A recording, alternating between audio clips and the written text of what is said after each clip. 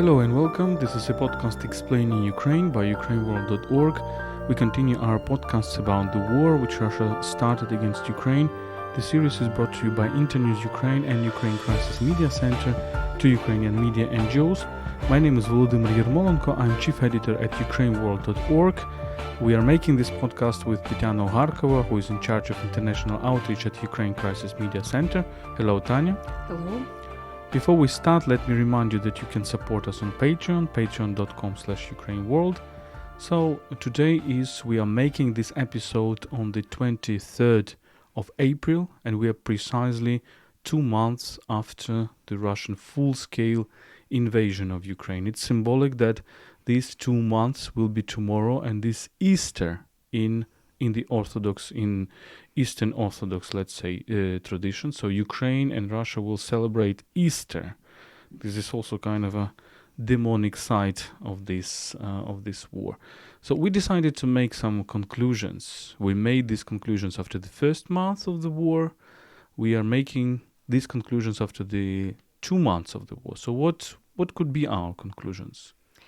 Yes, indeed. Let's talk about conclusions, and maybe the most important conclusions. The first one is about the strategic failure of Russia, strategic failure of Russian army in Ukraine during this war, because we do know the initial plan was quite different from what we are having now. So the initial plan was quite quick, cruel, and radical. It was about taking Kiev. It was about destroying the whole Ukrainian state, about maybe putting Yanukovych in place of Zelensky. So nothing of that became true. As we see now, Ukrainian army is quite far away from Kiev, from Chernihiv. Russian army, you mean? Russian army, yeah, is quite far away from Kiev, Chernihiv, Zhytomyr, and Sumy. And we are recording this podcast in Kiev, close to Kiev. So in the place we recorded the first podcast in the series. So this is a kind of symbolic as well. But now what we see around us, we see just a kind of coming back to normal life. Normal life in Kiev. We see that people, they do come back. And so this strategic failure is evident. So the initial plan was to denazification and demilitarization of Ukraine. At that very moment, 21,000 people, Russian soldiers, are already dead in this war. So it's a huge number. And they have to postpone or maybe put away any plan to conquer the capital. So now what we see this war becoming local once again. So it started as a local combat back in 2014 in Donbass. Now they're coming back to the same scenario. Having some progress surely in the south. Unfortunately, Ukrainian army was unable, and maybe after the war we'll clarify the reasons why, was unable to stop Russians coming out from Crimea. It's quite a suitable place to destroy vehicles, to destroy tanks, but anyway, they are there. A big part of Ukrainian south is occupied, unfortunately. Kherson is occupied, and Mariupol has become a kind of symbol of Ukrainian resistance. City is destroyed, completely destroyed. 95% of buildings are destroyed, and several thousands of people are in Azovstal, and 100,000 people, civilians, still in this besieged city with in very tragic circumstances. But the Ukraine is resisting, so there is no Russian occupation of Kiev. So maybe this is the main result, first result. And as we speak, it is important to draw attention to Mariupol, because there are calls to make a humanitarian corridor. We have seen even the head of the Ukrainian Orthodox Church linked to Moscow, because we have several Ukrainian Orthodox churches. Onufri declaring his readiness to kind of organize this corridor. We can assume that this statement was not made without consent of the Russian Patriarch Kirill of the Russian Orthodox Church. Unfortunately, also another demonic side of this war, that Russian Orthodox Church supported this war. It supported the destruction. It supported the genocide of Ukrainians. And one of the hypotheses is why there is something going on around it is because there were addresses to Pope, to the Pope of Rome, to help with this humanitarian corridor, and the Russians have tried to take up the initiative, but nobody actually believes that there will be a humanitarian corridor under the current circumstances. There are news that there can be some of the evacuations, but still civilians are on Azovstal. We see many photos, videos. We don't know how much resources do they have, how much water. It seems that water is running out. The whole Mariupol is without electricity since the 2nd of March, so almost already 2 months. Russians are making kind of this video reports as if they control the city and they restart a normal life, including the schools for children. Well, this is crazy when you see pictures, when you see videos with children at school, when there are still fights in the city, and they are kind of demonstratively showing that the kids are coming back to schools, and the lessons are starting with the Russian anthem. Have you seen these reports? I mean, on RIA Novosti a few days ago. I mean, we are in Brovary, near Kiev. The hostilities are no longer here. The Russian army are far away, and we don't have the restoration of kindergartens and restoration of schools. And they are demonstrating that, look, we brought those little kids, and we're open up studying. And Putin declared 2 days ago, when he said that there will be no attack on Azovstal, he was saying, so everything is under Russian control, so people can come back now and live peacefully in Mariupol. So just imagine, completely destroyed city. I mean, no real building is is still in its place, and they are suggesting people to come back to Mariupol without any communication, without any electricity, water, gas, anything. So this is a kind of huge lie about what's going on in Mariupol. But let's fix for ourselves that this is a great failure, despite all this tragedy of Mariupol, which is tremendous, in fact, and despite the losses losses in civilians in Ukraine, and military as well, and territories occupied now by Russia, we can still fix that the initial plan didn't work out.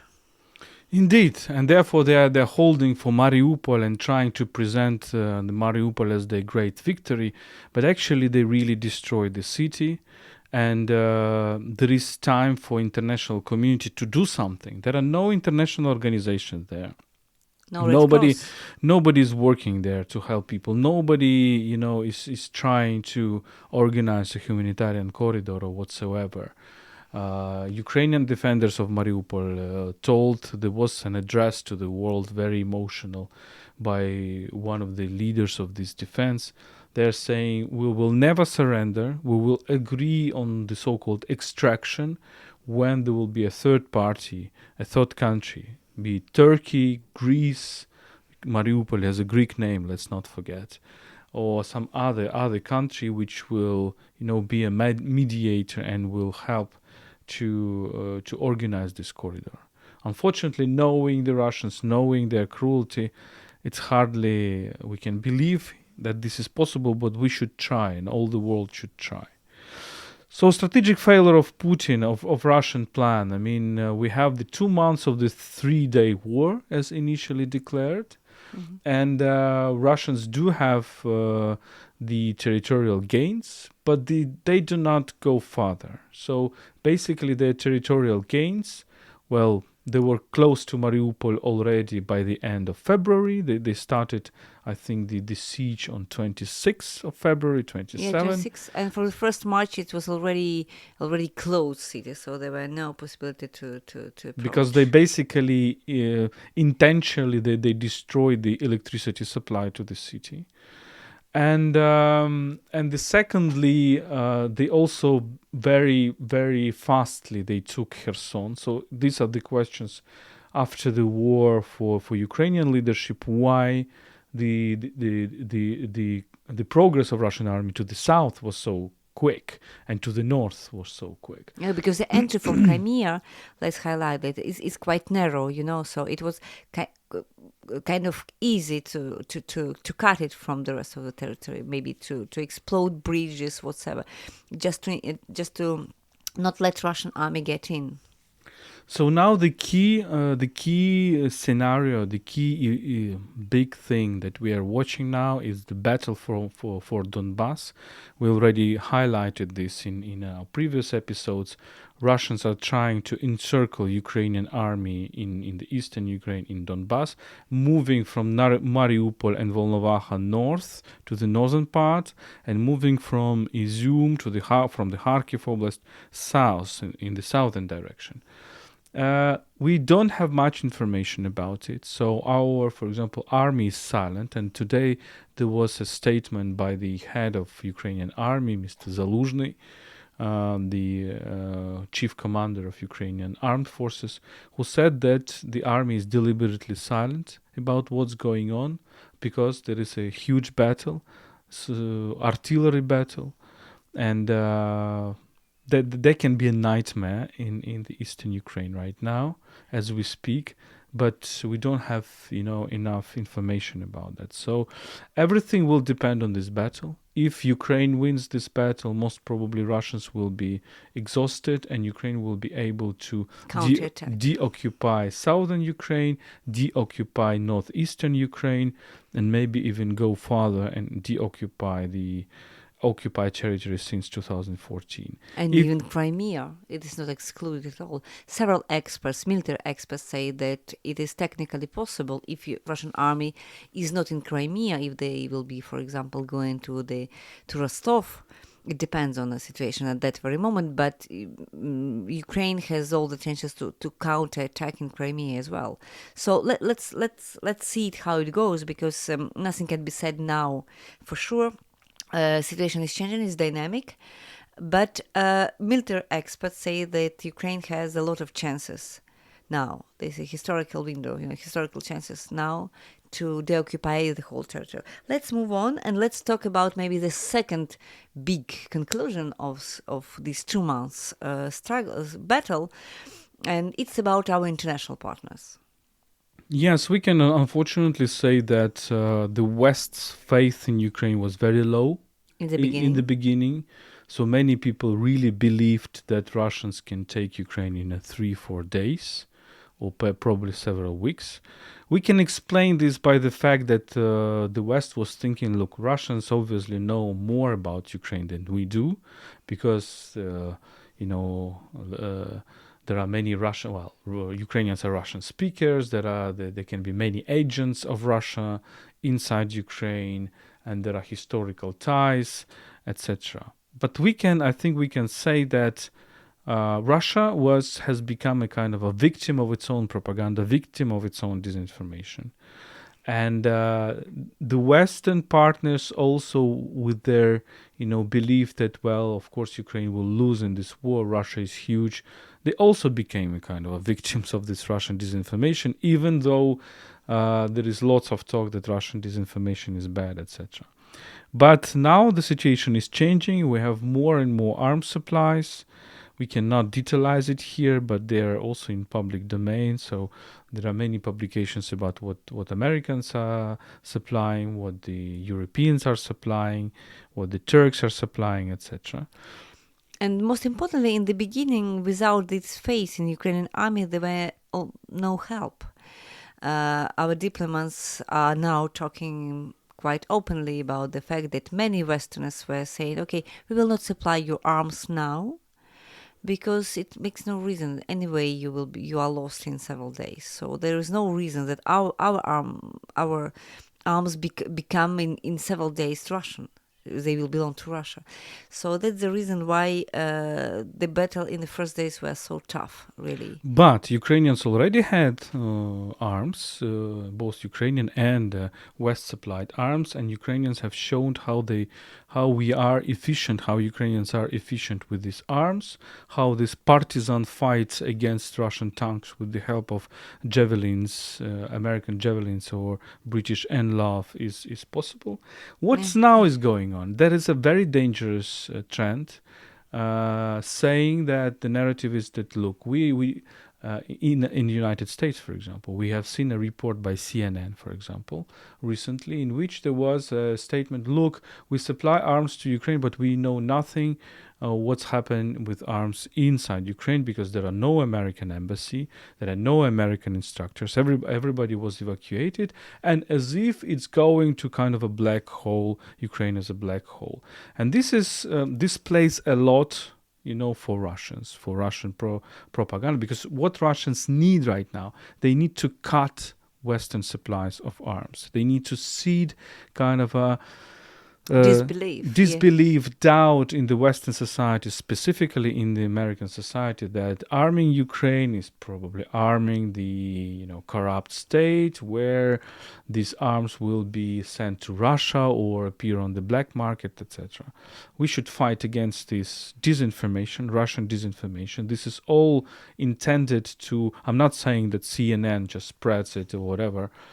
No, of course, journalists, American journalists have to be critical, have to ask questions. This is absolutely understandable, but you should be sure that the capacity of the Ukrainian army depends directly on the supplies from the West, on the supplies of heavy weaponry, including the artillery, shells. Shells are very important, because right now on Donbass this is totally artillery war. Mm-hmm.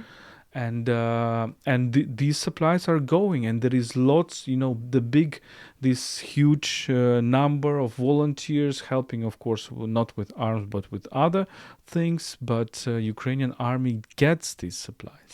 So, and the rhetorics of our international partners has been also changing during these 2 months, because in the beginning, I do remember that we were listening to, for example, to Stoltenberg, saying that we should do everything possible for this war not to generate, not to spread out of Ukraine, anywhere in Europe or whatsoever.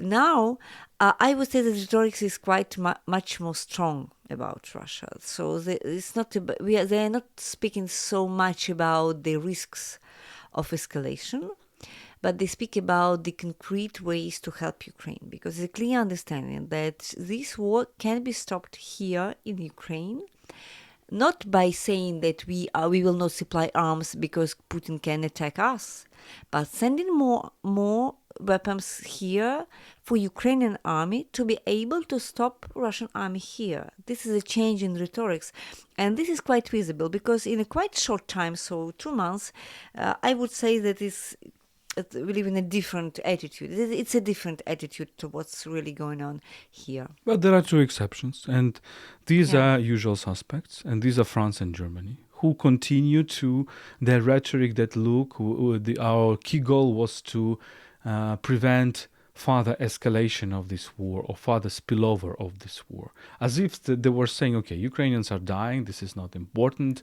The key thing, Bucha massacre, these are some barbaric Ukrainians who died or whatever, but we should prevent this from escalation. I mean, this word escalation just drives me crazy. I mean, what escalation are you talking? What possible escalation can we talk about after Bucha? I mean, this would be the same as if after the first examples of Holocaust, we would be saying, okay, the most important thing is to avoid escalation. Unfortunately, these were the statements of Mr. Macron, the candidate or the president of French Republic, in his debates with Marine Le Pen. Of course, Macron's position is much better than the position of Marine Le Pen. And he's sending Caesars, important weapons called Caesars to Ukraine now. So rhetorics, but still rhetorics is just to say that we will never let this war become become our war. So it is a war in Ukraine. So it's war between Russia and Ukraine. And so we will help Ukraine, but we will do everything possible for it not to touch us directly. And believe us, Mr. Macron, we are interested in the same. We are not interested in the war going to Poland, Czech Republic, France, Spain, Germany. Portugal, Germany, etc. We want this war to end as soon as possible ourselves.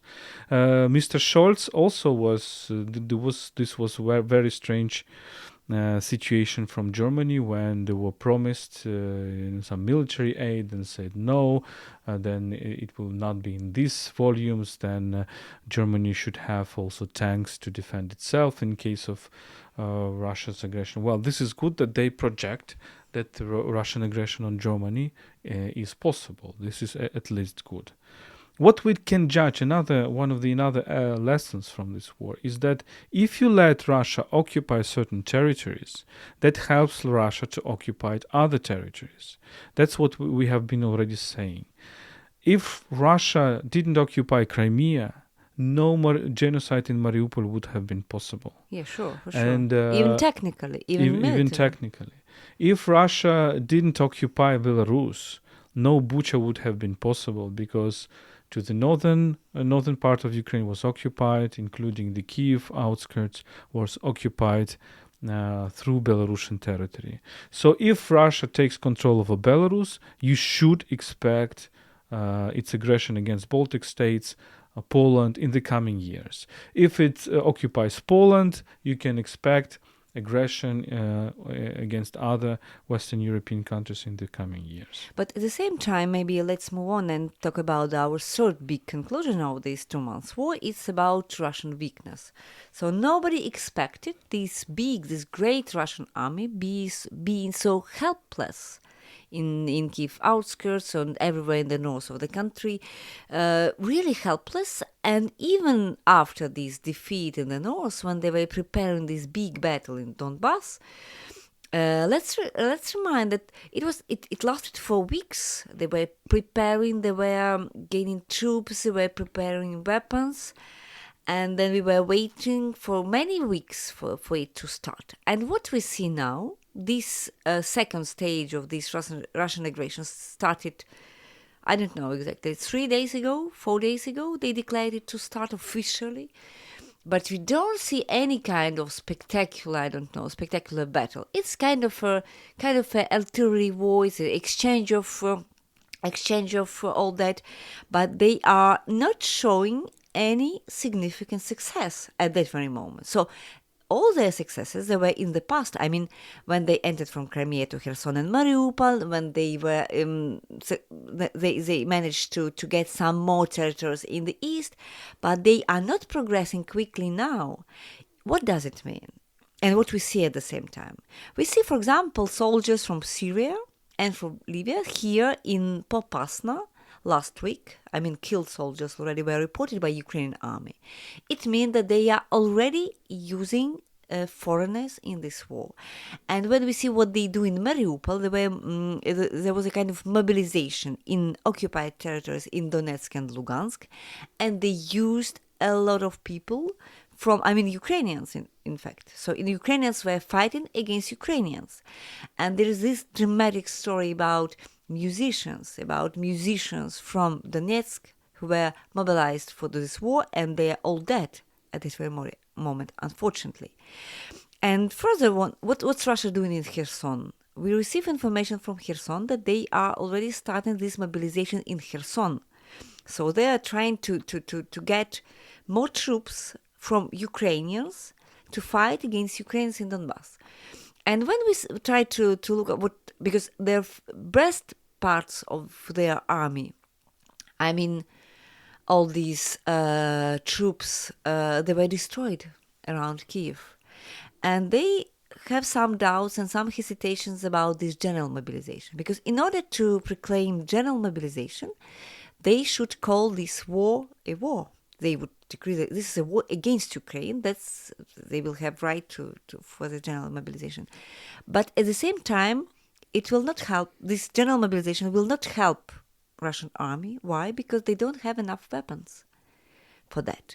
So what they can they do? They are mobilizing people here in Ukraine, somewhere in Syria, some Far East army was traveling here to Ukraine, but this is simply not enough to have this convincing, resultant attack in Donbass, and the time is playing against them because they, as military experts say, they have 1-2 weeks, maybe 3 weeks maximum, to attack massively and then to develop their success. But at that very moment, you don't see this kind of energetic beginning, We don't see that.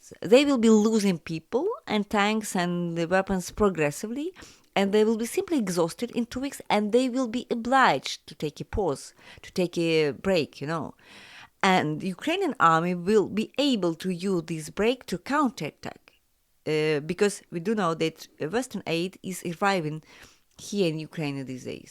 So Russian army is not this big, great Soviet, Red Army. So this image of Russian army is also destroyed. And this is a result of the 2 months of war. Another conclusion is that there is inhumane cruelty of Russian army. And this leads us to the big question. I mean, when we see all those photos from Bucha, when we see the mass graves in Mariupol, right now we are observing these satellite images in Mariupol where the graves near the city, 20 kilometers near the city, there are new collective graves.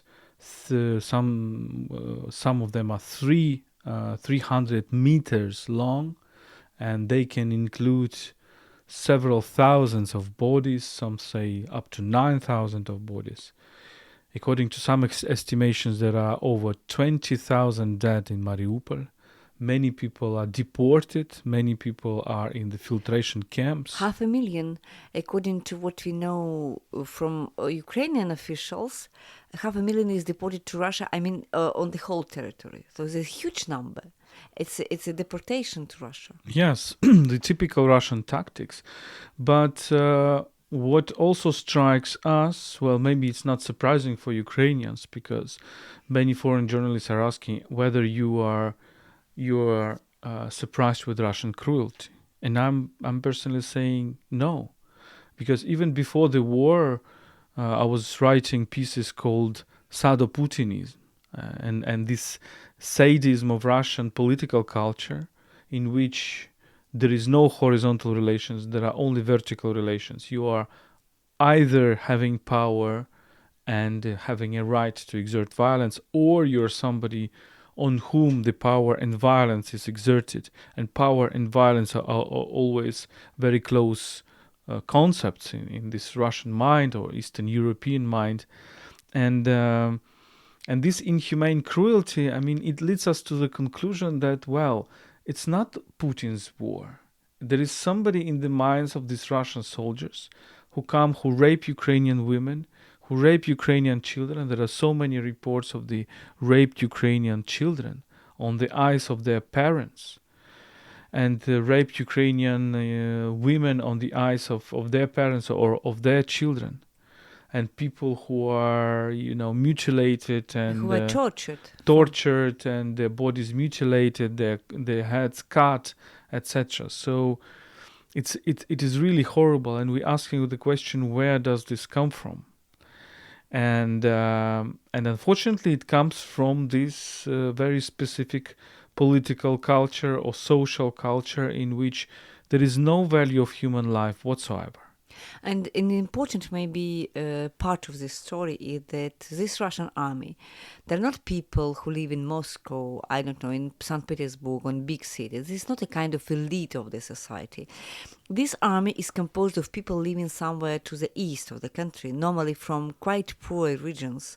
And they were impressed, we imagine, when they saw what they saw in Bucha. In Bucha, it's quite a nice city, I don't know.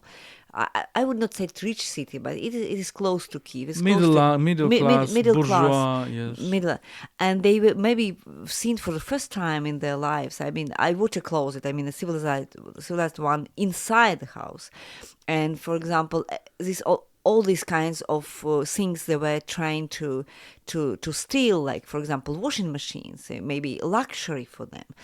So it was also, I think, this social violence. revenge. It was a kind of social revenge as well, So we are here, we can do everything they are more richer than we are, so we can just revenge against them. So it was important maybe for explanation, one of the explanations of this Russian cruelty. And we have lots of interceptions by Ukrainian intelligence services, lots of interceptions of the talks between Russian soldiers and their mothers or their girlfriends or their friends. And this is remarkable. I mean, all this talk, for example, it's full of obscene words.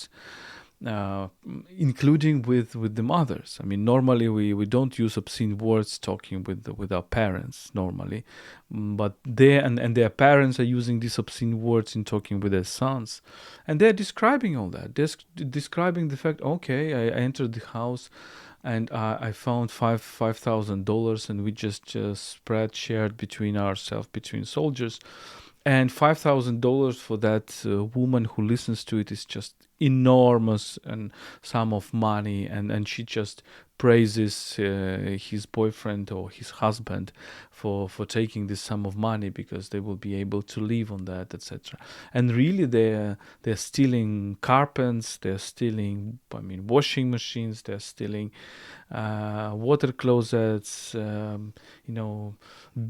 bijouteries, everything they could steal, and this is impressive. Yeah, but this is in conclusion what we have. We have that this is a sign of weakness. You cannot combat with the army which is committing these kind of crimes. This kind of army is not able to progress quickly. And so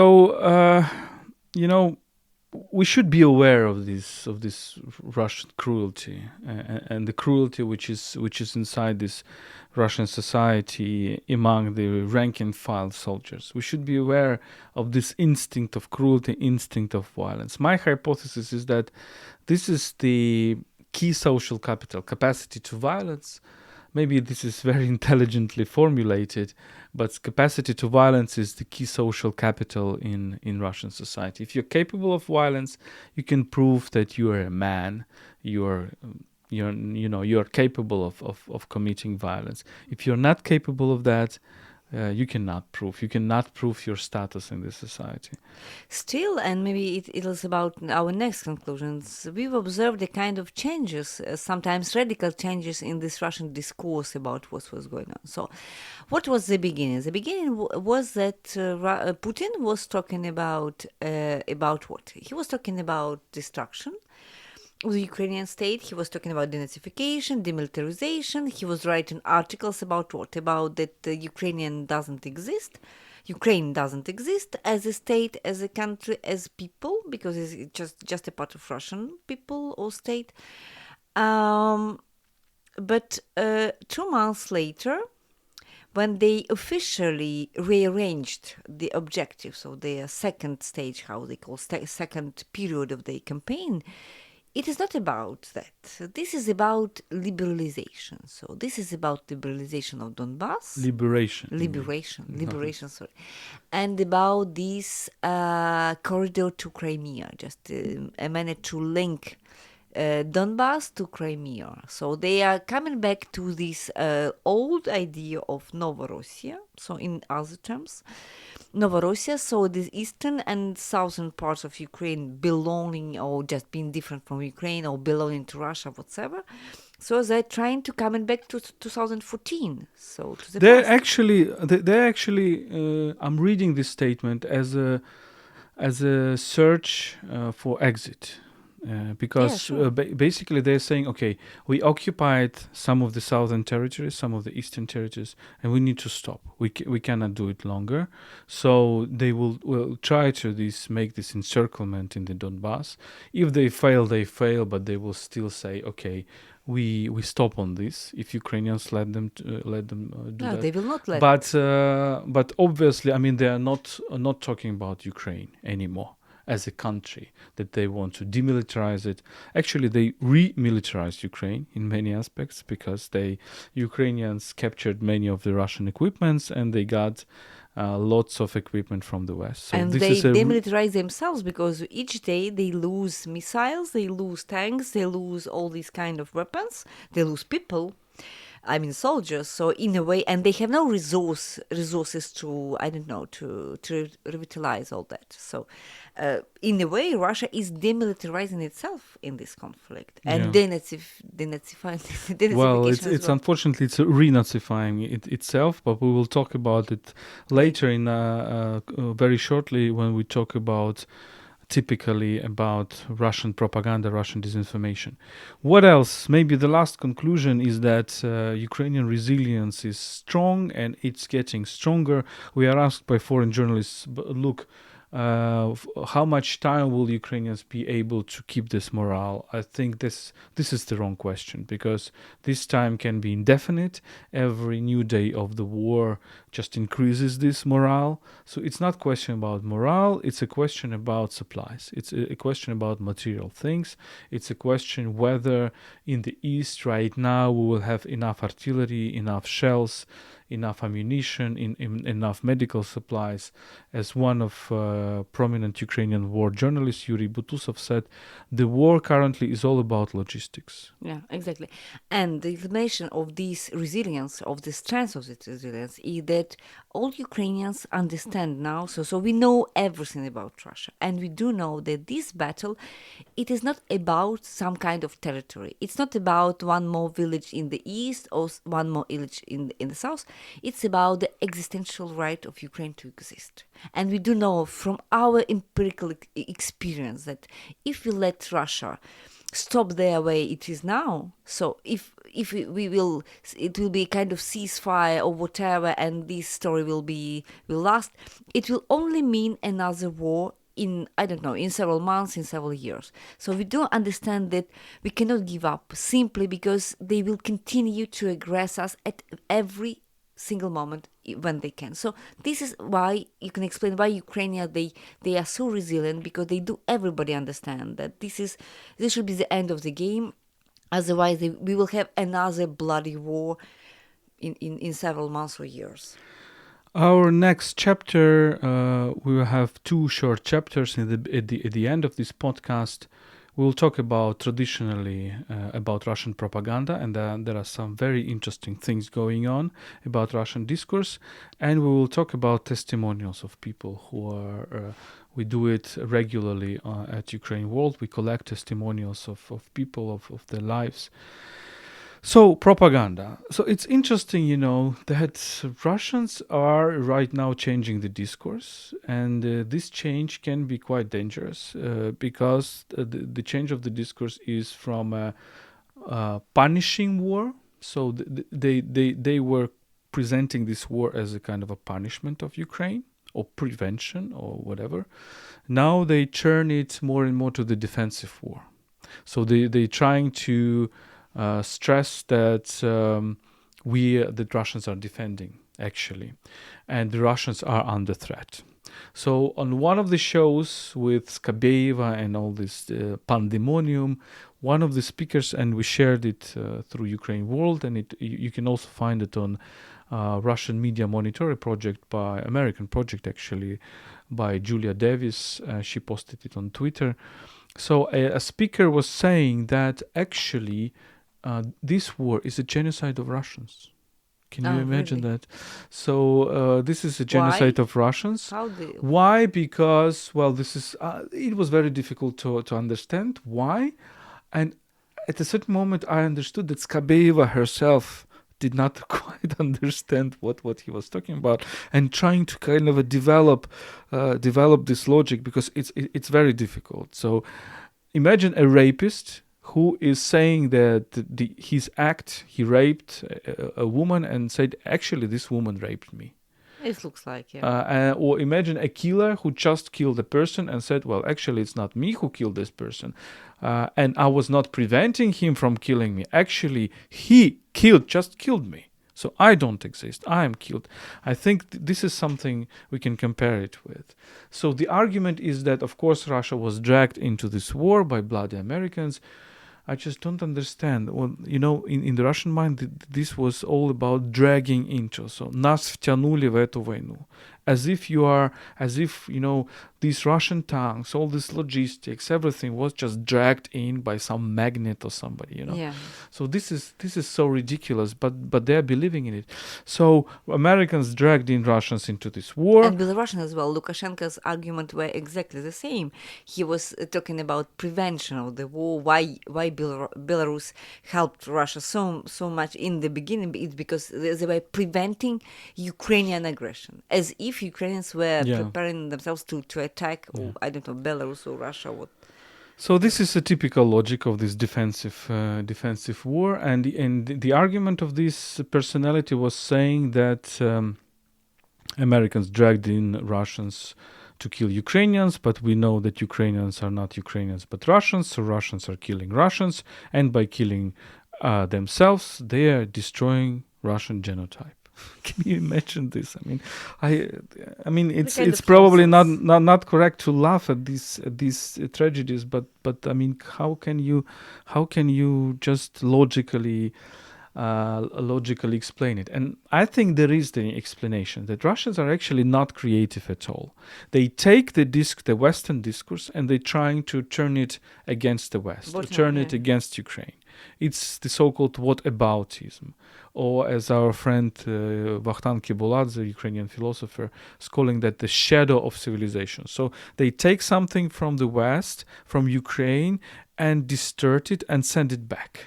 Mm-hmm. So, okay, the West is saying that Bucha is a genocide, or Ukrainians are saying that Bucha is a genocide against Ukrainians. No, it's a genocide against Russians, Another topic, another narrative that we tracked on Novoros Inform, that this is actually a war for independence for Russia.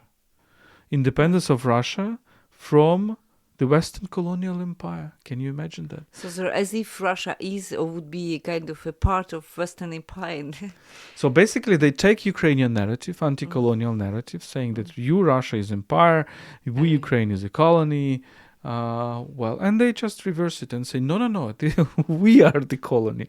The Russia is the colony. It's colonized by they're colonized by the West, etc., etc.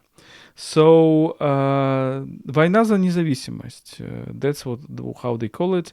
Z, Новая Россия или смерть. Новая Россия или смерть. Well, this is also Ukrainian slogan, freedom or death.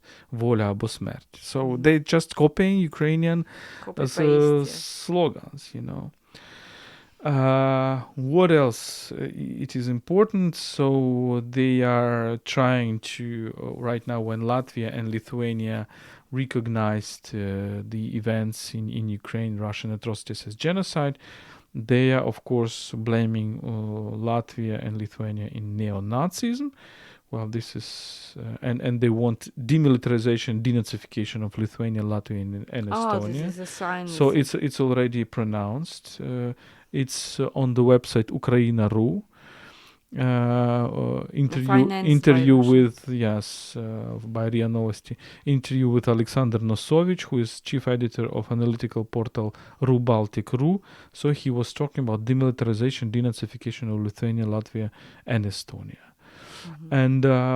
And this is what's going on in their propaganda. This is also very big anti-Polish narrative, demonization of Poland. This is what we are basically look into, thanks to our partners from Texty.org UA. They quote Newsfront Info, who is saying, one of the Russian propagandist sites, who is saying that modern Poland builds its historical mythos around the beginning of the war, meaning the Second World War. It poses as a long-suffering victim, etc., blah, blah, blah. And it has the potential of rewriting and twisting history, etc. Japan also is presented as the new enemy. So this list of Russophobic, so-called Russophobic states, is enlarging. Yeah, so this is what Russian propaganda is now about, and I think we need to take it very seriously, because I don't think that the narrative that Ukraine should be punished can mobilize lots of people in Russia. But the narrative that this is a defensive war, this is a war for independence for Russia from the West, this is the war against genocide against Russians, this can mobilize people in Russia.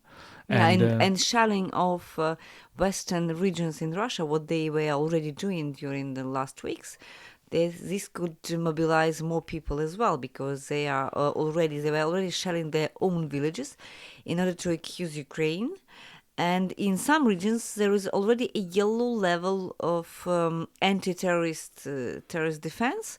So they need some more attacks, and they will introduce a red level, and it would directly mean that they will have right to mobilize people in this region to the army.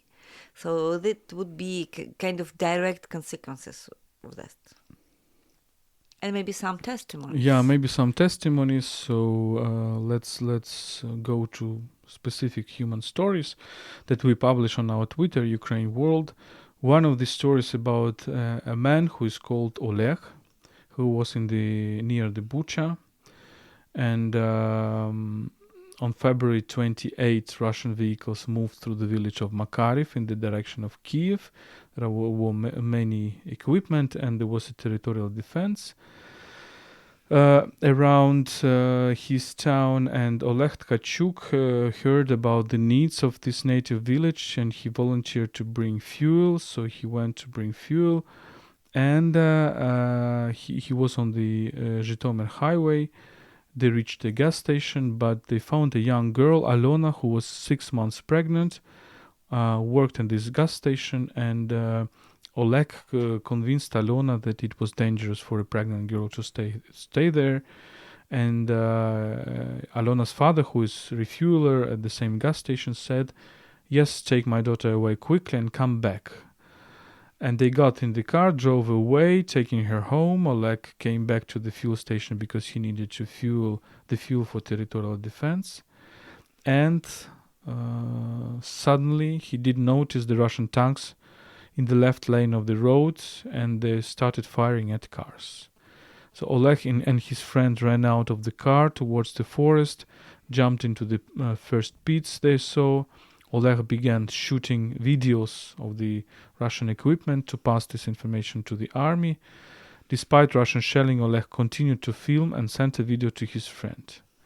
But the ending is tragic. Oleg's friend fled to a nearby village, but Oleg was found in the pit where he was filming videos, and this was his body without a head. So apparently Russian tank just shelled at him, and his body was mutilated. But before that, this just ordinary person saved two other people, including pregnant woman.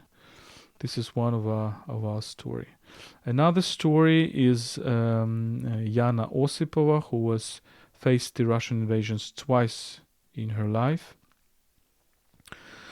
Our life will never be the same again. I said these words to my husband in May 2014. I say the same words to him yesterday. Back then we had left Donetsk under shelling and headed towards Kiev. On February 24th this year, we were already driving under explosions from Kiev towards Zhytomyr. Do you know why I was not so scared back in 2014? Because we had a backup plan. We had an apartment in Kiev bought back in 2011. For the first year, we found various short-term housing options for our family with all the children and relatives, because we were sure that everything would end soon and we would return to Donetsk. In April 2015, I realized that I was tired, and we moved into an apartment in Kiev. So we started from scratch, and we had lost everything in Donetsk. My husband's parents' business had ground to a halt. The house was bombed. Only in 2018 did we begin to return to approximately the same quality of life we had in Donetsk. Now everything is different. Now we are confused. I don't know where to go and what to do next. I can't believe that fate was played this cruel joke on us for the second time. How can this be? How now we don't have a plan B? So this is, and we have another story also of two sisters who were fleeing from the war twice. This is a long, actually, story about Hanna and Tetyana, who were born into a Russian-speaking family in Donetsk, grew up in Donbass, and when Donetsk was occupied by Russians, they moved to Kiev. They were living in Irpin, and Irpin is also the city now destroyed, the Kiev suburb. So you can read this story. You know, these are not so horrible stories, probably, that we also collect, and there are also many other horrible stories that you can read about the rape, about torture, etc. But these human stories also of people who, for example, fled the occupation twice, first in Donetsk and then living in the suburbs of Kiev, and now fleeing from the suburbs of Kiev, or in Mariupol. Many people from Donetsk were, they fled to Mariupol at this time, or to Berdyansk, for example. Exactly. There was a huge number of people coming from Donetsk to Mariupol in 2014. Yes, that's it. But let's hope that all these people who survived will be able to return not only to Kiev, what is happening now, but also to Donetsk, maybe in coming years. Let's stay optimistic about the end of this war. We are all convinced that there is no other historical chance for Ukraine, and there is no other historical outcome of this war. So I think that Ukraine and our Western partners, we cannot just allow Russia to do that again. So this is a kind of non-returning point. So we are able to stop Russia, and if we are able to stop it, we will be able to push it away from the Ukrainian sovereign territory. I mean, also including Donetsk and Lugansk. And Crimea. And Crimea, sure. This was Explaining Ukraine podcast by UkraineWorld.org. This is the series about the war is co-production by Internews Ukraine and Ukraine Crisis Media Center. My name is Volodymyr Yermolenko. I'm chief editor at UkraineWorld.org. We are making this podcast with Tetyana Ogarkova, who is in charge of international outreach at Ukraine Crisis Media Center. Follow us on Google Podcasts, Apple Podcasts, YouTube, SoundCloud, Spotify, wherever you take your podcasts. And support Ukraine. You can support us, the Ukraine World, at patreon.com/UkraineWorld. But you can also support Ukraine in many other ways. There are so many websites collecting this support, and let me assure you that if you're working with Ukrainian volunteers, majority, like 99% of them, maybe there are bad people around, but 99% of them are just, people doing this work fantastically and without any material benefit, etc. So support Ukraine, support us, stay with us, and stand with Ukraine.